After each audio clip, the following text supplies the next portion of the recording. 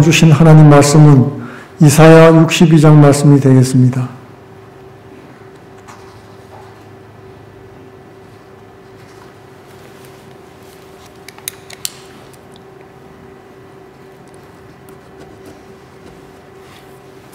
이사야 62장 1절로 7절까지 말씀이 되겠습니다. 제가 봉독하겠습니다.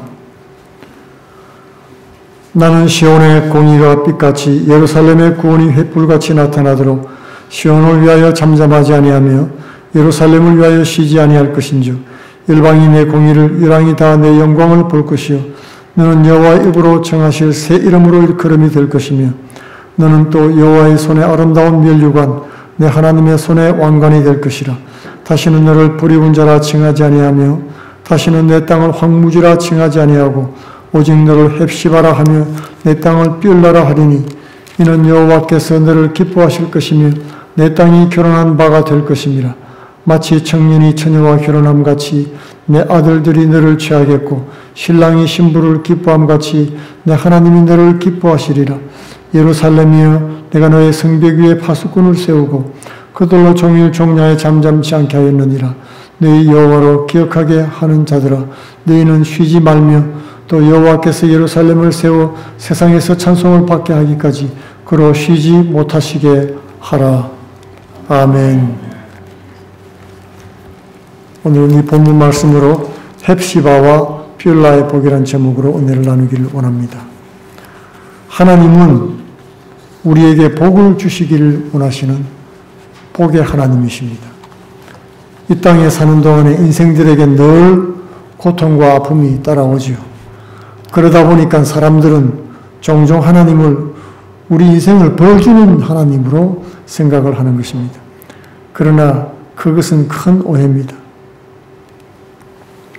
너희를 향한 나의 생각은 내가 하나니 재앙이 아니라 곧 평안이라 너희 장래에 소망을 주는 생각이라고 했던 것입니다. 독생자 예수를 십자가에 내어주신 것도 우리에게 구원의 복을 주시기 위해서였습니다. 선지자가 선포하는 복은 무엇보다도 회복의 복입니다. 잃어버린 나라가 회복되고 잃어버린 하나님과의 관계가 회복되는 복을 주시는 것입니다. 여호와 하나님은 범죄한 백성에게 심판을 선포했습니다. 그러나 한편으로는 선지자를 통해서 백성들과의 회복을 약속해 주었던 것입니다. 심판이 하나님의 공이라면 회복은 자기 백성에 대한 하나님의 열심이라고 말할 수 있겠습니다. 선지서 중에서도 이사야는 회복과 구원의 메시지가 아주 강력합니다. 그래서 이사야서를 구약의 복음서라고 부르는 것입니다. 임마누엘이라는 아기의 탄생부터 고난받는 종의 노래까지 마치 신약의 복음서를 읽고 보는 것 같이 느껴지는 것입니다. 특히 오늘 본문 62장에 와서는 그 회복의 메시지가 더욱 강해집니다. 본문의 내용을 통해서 선지자가 말씀한 복의 내용이 무엇인지 살펴보면서 은혜 나누기를 원하는 것입니다. 첫째로 본문의 내용은 선지자의 기도 작정으로 시작합니다. 선지자가 시온을 위해서 잠잠하지 않겠다고 다짐을 하는 것입니다. 잠잠하지 않겠다는 말은 쉬지 않고 기도하겠다는 뜻입니다. 선지자의 직무는 기본적으로 말하는 것이죠. 예수님의 별명이 무엇입니까? 말에 능한 선지자였지 않습니까? 그 선지자의 말은 쌍방향입니다. 백성을 향해서는 하나님의 뜻을 선포하고 하나님을 향해서는 백성들을 위해서 기도하는 것입니다. 사무엘이 그 선지자의 직분에 대해서 잘 요약을 해 주었습니다. 사무엘상 12장 23절로 나는 너희를 위하여 기도하기를 쉬는 죄를 여호와 앞에 결단코 범하지 아니하고 선하고 의로운 길을 너희에게 가르칠 것이다. 그렇게 했습니다. 말씀 선포와 기도가 선지자의 마땅한 직무라는 것을 말해주고 있는 것입니다. 선지자만 그런 것이 아닙니다. 오늘 말씀해 보니까 하나님도 쉬지 않고 열심으로 구원 역사를 이루어 가겠다는 메시지를 주고 계십니다. 시편 121편 4절에는 이스라엘을 지키시는 이는 졸지도 아니하시고 주무시지도 아니한다고 말씀했습니다. 예수께서도 안식일에 병자를 고쳤다고 유대인이 공격을 했습니다. 그러자 내 아버지께서 이제까지 일하시니 나도 일한다고 말씀을 했던 것입니다. 오늘 1절 말씀에 보면 선지자의 기도 제목이 간략하게 소개되어 있습니다. 시온의 의가 빛같이 그리고 예루살렘의 구원이 횃불같이 나타나도록 기도하겠다고 했습니다. 이 말씀은 주의 백성 이스라엘이 죄인이 아니고 의로운 자로 명백히 드러나기를 온 세상에 선포되기를 기도한다는 뜻입니다. 두 번째로 2절부터 5절까지는 그 기도를 구하는 구체적인 복의 내용이 기록되어 있습니다. 먼저 2절에 보면 하나님이 이스라엘 백성들에게 새로운 이름을 주겠다고 말씀을 했습니다. 이방 나라와 뭇 왕이 이스라엘의 영광을 보게 될 것이라고 했습니다. 하나님이 주신 새로운 이름 때문에 이방 나라와 왕들이 이스라엘을 다시 보게 될 거라는 겁니다. 괄목상대하게 될 겁니다. 새로운 눈으로 보게 될 것이라고 말씀을 한 것입니다. 성경에서 이름은 단순한 기호가 아닙니다. 누군가의 이름을 안다는 것은 그 사람과 깊은 관계가 있다는 것을 말해주는 것입니다. 출애굽기 33장 17절에서 하나님은 모세에게 내가 이름으로도 너를 안다고 했습니다. 이름으로도 너를 안다는 말은 그것은 하나님이 모세와 특별한 관계를 가지고 있다는 것을 말씀해 주고 있는 것입니다. 특히 하나님이 누구에게 새 이름을 준다는 것은 그 신분이나 관계가 달라졌다는 것을 말합니다. 아주 각별하게 됐다는 것을 뜻하는 것입니다. 예전에 우리나라에서도 공이 많은 신하들에게 왕이 새로운 생신이나 이름을 주는 그런 예가 있지 않았습니까? 그 새 이름은 신분이 변했다는 것을 단적으로 말해주는 것입니다. 야복강에서 하나님은 야곱에게 이스라엘이라고 하는 새 이름을 주었습니다. 내 이름을 다시는 야곱이라 부르지 아니할 것이요 이스라엘이라 부를 것이다. 남의 발 뒤꿈치나 잡는 사기꾼이란 뜻이 있는 야곱이 변해서 하나님을 이겼다는 이스라엘로 변한 것입니다. 새 이름은 요한계시록에서도 계속 소개되고 있습니다. 계시록의 새 이름은 구원과 복의 상징으로 나타나고 있는 것입니다. 이기는 그에게는 감추었던 만나를 주고 또 흰 돌을 줄 터인데 그 위에 새 이름을 새겨줄 것이라고 말씀했던 것입니다. 그것은 하나님의 각별한 사랑을 받을 것이다 하는 뜻을 말하는 것입니다. 이름은 그 자체가 독자적이지 않죠. 우리가 자녀를 낳았을 때 그 이름을 짓는 일에 굉장히 정성을 들이지 않습니까? 사랑하는 마음으로 주는 것입니다. 그래서 이름이라고 하는 것이 부르고 이렇게 불리는 상호적인 의미가 있습니다. 내 이름에 하나님 이름이 붙을 때는 하나님 이름도 내 이름 따라서 그 영광을 달리하는 것입니다. 예를 들어서 이사야서 60장 14절에 너를 일컬어 여호와의 성읍이라 이스라엘의 거룩한 이의 시온이라 이름을 주셨습니다. 그런데 그 성읍이 아름답고 거룩하면 하나님의 영광을 받겠지요. 그러나 이름은 그렇게 붙여놓고 그 성읍이 피폐하고 정결하지 못하면 하나님께 욕이 들어가는 것입니다. 나폴레옹 시대 때도 나폴레옹 장군에게 자기 부하들 중에 병사들 중에 똑같은 이름이 있었습니다. 그 병사가 어떤 나쁜 짓에서 잡혀왔는데 나폴레옹 얼굴에 먹칠을 한다고 해가지고 죽여버리자고 그랬죠. 나폴레옹이 그를 살려주면서 그에게 공고를 했습니다. 너 때문에 내 이름이 욕을 먹는다. 이 세상에 유명한 나폴레옹 장군이 똑같은 이름을 가진 부하 때문에 능욕을 당한다는 뜻을 설명을 해준 것입니다. 하나님이 예루살렘을 여호와의 성읍이라고 이름을 주신 것은 하나님 스스로 예루살렘이 하나님이 되겠다고 결단을 하신 것입니다. 내가 너의 하나님이 되겠다. 하나님께서 예루살렘의 운명과 하나가 되고 그 영광과 능력을 함께 하겠다고 결심한 것입니다. 나폴레옹이 나폴레옹 부하를 죽이지 않은 것은 네가 앞으로 잘하면 내가 욕을 먹지 않을 것이니 앞으로 잘하라는 뜻이었죠.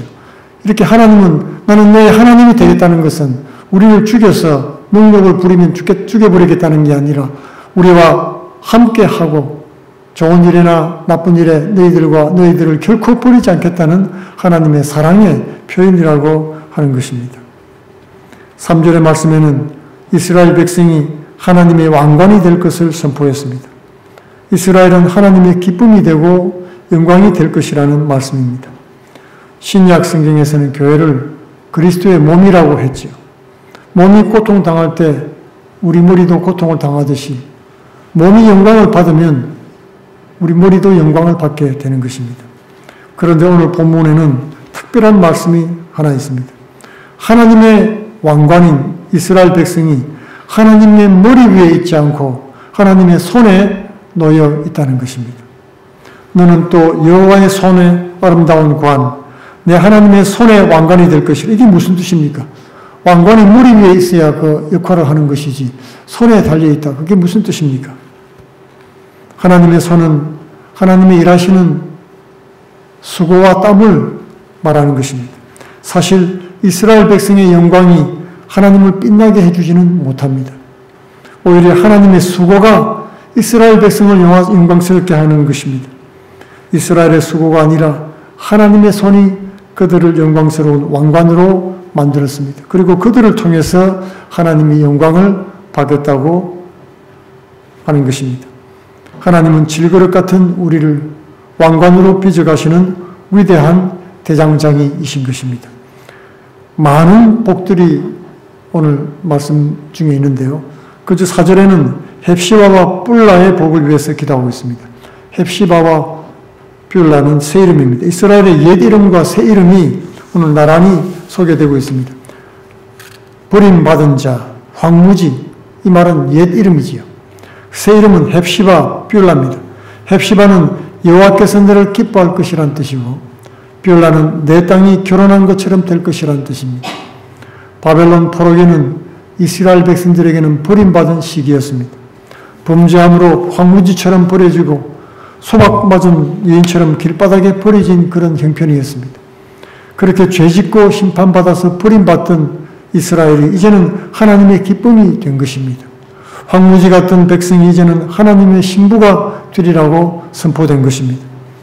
헵시바는 사실 이스라엘 여인들 사이에서 사용되던 실제 이름이었습니다. 히스기야 왕의 아내 이름이 헵시바였죠. 사랑스러운 이름입니다.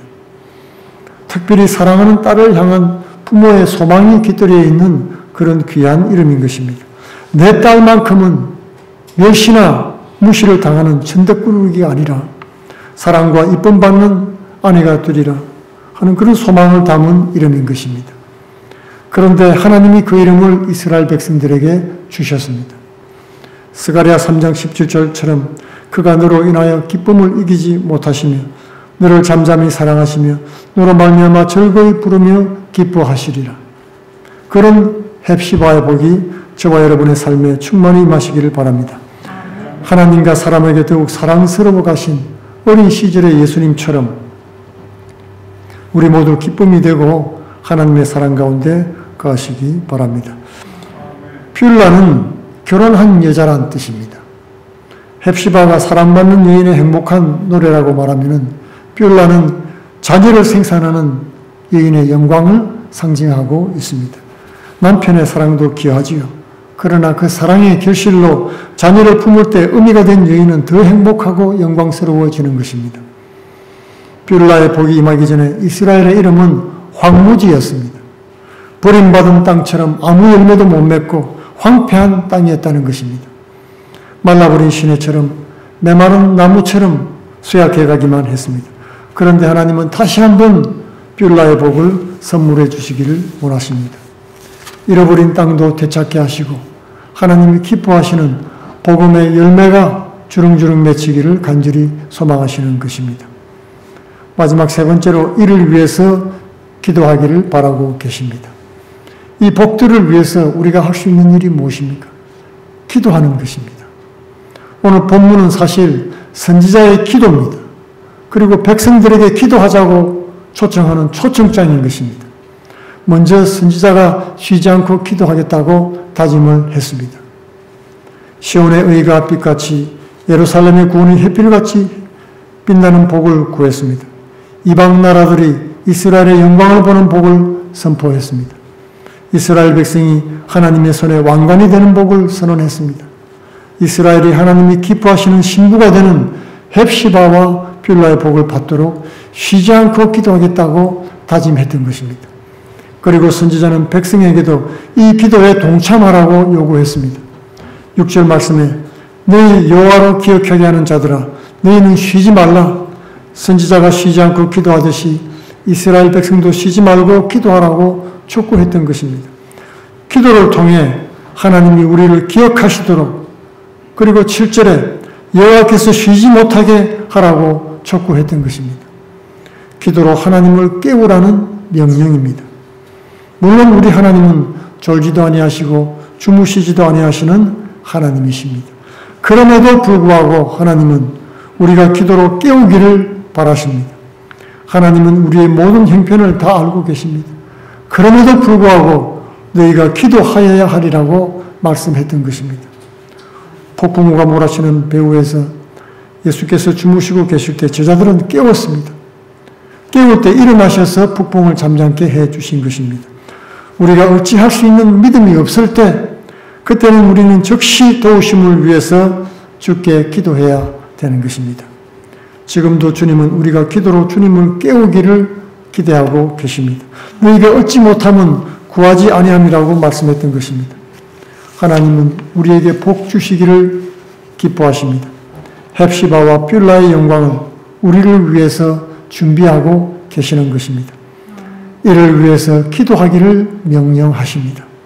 간절히 기도할 때 우리 삶의 회복의 은혜를 주시기 원합니다.